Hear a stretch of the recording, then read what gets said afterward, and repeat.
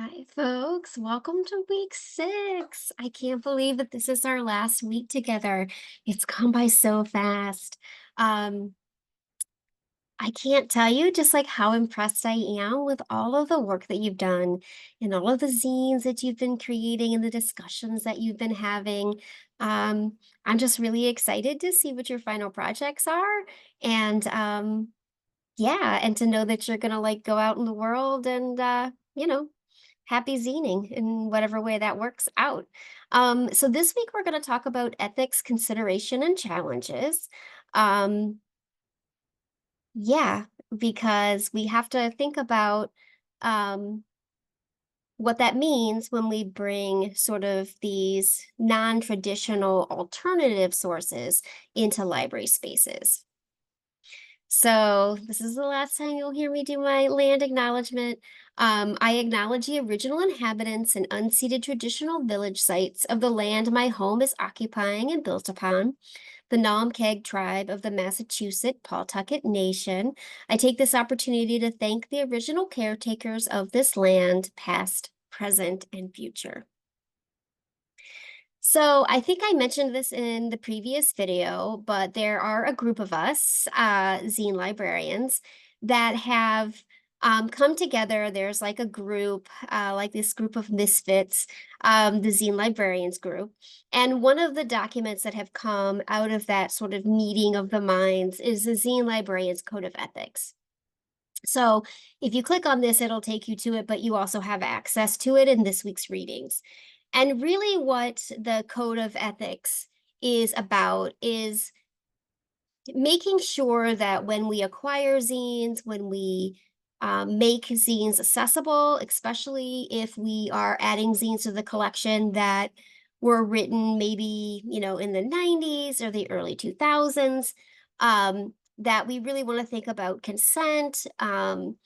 We want to make sure that we are only taking information about the zine from the zine.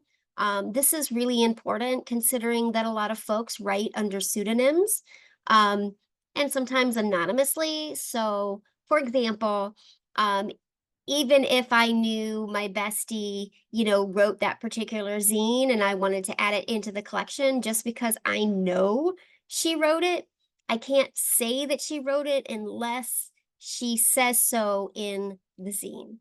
Um, so for cataloging zines, this can be kind of a nightmare because so many zines, you don't really know when it was published.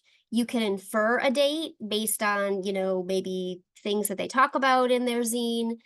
Sometimes you don't know where the zine was published or written. Again, you might infer some of that from the zine. Um, and then who wrote it? So, like I mentioned before, cataloging zines could be its own separate class, but it's just things to think about when you start acquiring zines, especially when you are getting community members or students. Um, young kids K through 12 to create zines, getting not only their permission to have access to their zines, to make it available in the collection, but also honoring, their anonymity if that is what they choose. So Zinesters share their zines with us because they trust that that we will preserve them and use them considerably. It's not always about what is legal, it's about what's respectful. Um, so the code of ethics sort of says that to acquire zines, and this is if you're not just taking zines from like community members, that you're going to go out and you're going to purchase zines, that you purchase zines from the zinester first. I mean, obviously, because that money goes directly towards, the zinester being able to make more zines. You can find a lot of zines on Etsy. So I encourage folks to look there. My library orders from Etsy a lot. And that's one great way to put money into the pockets of those that are, trying to get their stories out. The second place I would recommend would be distros. um, or bookstores. Quimby Bookstore in Chicago has an amazing website that you can order zines from. And if you're ever in Chicago, you should totally go there and check it out because it's just amazing to see like this entire bookstore full of zines. There is also the um, Portland Button, is it Portland Button Works, I think is a name. Um, the owner is Alex Reck. You can order zines from her distro. So it's worth it just to poke around to see what is the best and most appropriate way to purchase zines. There are other groups like Brown Recluse that and Muchacha. Both of those publish zines from marginalized authors. And so, depending on who you are and you go to the website to purchase zines, there's going to be a sliding scale. You'll kind of see this a lot, where if you're an institution like a public library or an academic library, they expect you to pay at that top tier, and then it goes on down based on what you're able to give. And it's obviously on a kind of um, a trust basis. But again, this is all to just make sure that we are not only just like being ethical in our purchases and acquisitions of zines, but that we're also taking the responsibility seriously when we um, sort of make that agreement that we're going to take in these zines and that we're going to take care of them and we're going to make sure that um, you know, we live up to that end of the bargain. You always want to get permission from the zine curator before photographing, reproducing, or distributing someone else's zine. Um, like I said, if I am at like a zine fest, which is a great way to acquire zines, I always tell folks that I am there representing from Salem State Library and that, I would love to put their zine in the collection. So I get permission. I would say 99% of the time, folks are super jazzed to know that their zine is going to be added into a library zine collection, but it gives folks the opportunity to say, you know what, I'd rather not. Um, and again, this goes along with like folks that donate their zines to the library, or you have an event and you want to ask if folks are okay with using their zines for promotion and marketing or whatever else that you might. With all that said, we live in a time where book challenges have risen. And I think we're at an all-time high where just, all kinds of different books have been, challenged in public and school libraries. It does happen in academia, but it happens significantly less. So for folks that are working at public libraries right now, or you're thinking of going into public librarianship, the same with school librarianship, you will unfortunately um, potentially have some pushback from starting zine collections, and that's just real. It will depend on what kind of library you're at, who the community members are, what state you live in. Um, for right now, zines sort of fly under the radar, which I'm really hoping that we can continue to ride that out. Um, but that might not always be the case. And it also depends on legislation, right? And what ways and mechanisms it's going to be approved for libraries to add something to the collection, right? So do they have to be vetted by professional publishing sources? If that's the case, then yeah, zines won't be able to make it onto the shelves because they're not vetted. at all, really. But they're certainly not vetted by like, I don't know, like Publishers Weekly or Kirkus or whatever. Um, so that's something to think about. Um, I get asked this a lot. Has there ever been any challenges brought um brought up with zines, or has anybody ever tried to ban a zine? I personally have never had this happen. And in fact, I went to the Zine Librarians listserv and asked my colleagues, like, do you all know of any situation where, a patron has complained about a zine or has complained about a zine collection in general?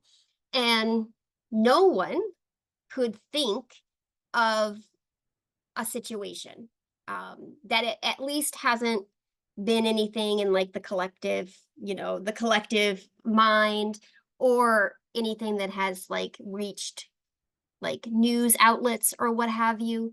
And mainly that's because we feel that depending on where your library is located, if you are just trying to keep your head above water with all the book challenges that are coming in on a normal day, you're probably not gonna try to get in the weeds with zines, because you're already trying to like put out all of these fires, because somebody's complaining about the gay penguins in Tango Makes Three. Um, so that's something to think about. I do think that there can be clever workarounds. So, you could maybe have a zine collection of things made by kids. Um, Maybe you have zine making events and teens make zines, and maybe right away you don't collect them. I mean, I think that there are things that you could think about. And certainly if you find yourself in a situation where you're wanting to do this and the library director, the board of trustees, the board of directors, whoever are kind of like, yeah, like, I don't know. Um, you can always pop into the Zine Librarians group and just say, hey, this is the situation. This is what I'm up against. What do you all think? Um, and let the hive mind help you out, because we are a group of folks from all different libraries in various states and countries. So I certainly don't have all the answers. I would never pretend to. And I think collectively, um, we can get stuff done. Um, However, I did find that there has been one instance of a zine challenge brought up at a bookstore, which is like not in a library, but this is in a bookstore, and it was in the UK. And the zine was about trans rights. And the person who brought up the challenge was J.K. Rowling. And you can actually see this article, and I may have even linked it into the course readings this week, or at the very least I thought about it. So again, it's kind of a rarity. And I think that's again because one, zines are kind of under the radar, and two, folks who are already, you know, carrying the weight of challenges in general, typically don't try to add more weight to their workload. So that is just to say, we think about being prepared. We most definitely should have a collection development policy around our zine collection. What is a zine collection? What do we collect? Um, what won't we collect? Most folks will say like we're not going to collect something that's like outright hate speech or whatever. So that you can have in your collection development policy. Also, Are you gonna be weeding, and what does that look like? Um, so things to think about because it's always, always a good idea to have a collection development policy to fall back on if and when someone comes to you and says, "I don't like that that thing is here. Please get rid of it." And you can say, "Well, let's look at the policy, um, and see what it says." Um, yeah, so you're going to be reading some things this week to kind of get you thinking about, the ethics around starting zine collections, working with zines in general. Um, and then also depending on what library, you're finding yourself in, what what kinds of challenges might be on the horizon. I have had a fantastic time sharing these 6 weeks with you all. Um, if you wanna keep in touch, please do. I would love to know, if you made your zine dreams come true. And then I will just also say that in the spring, so this is spring of 25, I will be teaching the seminar on intellectual freedom, which will be revamped from its previous iterations. So if you're looking for a class to take and you want to continue this conversation, obviously it's not about zines per se, but it is around this broader issue of intellectual freedom. I'd love to see some familiar faces. So, thanks, folks, for coming along this journey. I wish you all the best of luck, whether that be that you're graduating or you're, continuing on um, your educational journey, and enjoy the rest of the summer. Take care, folks.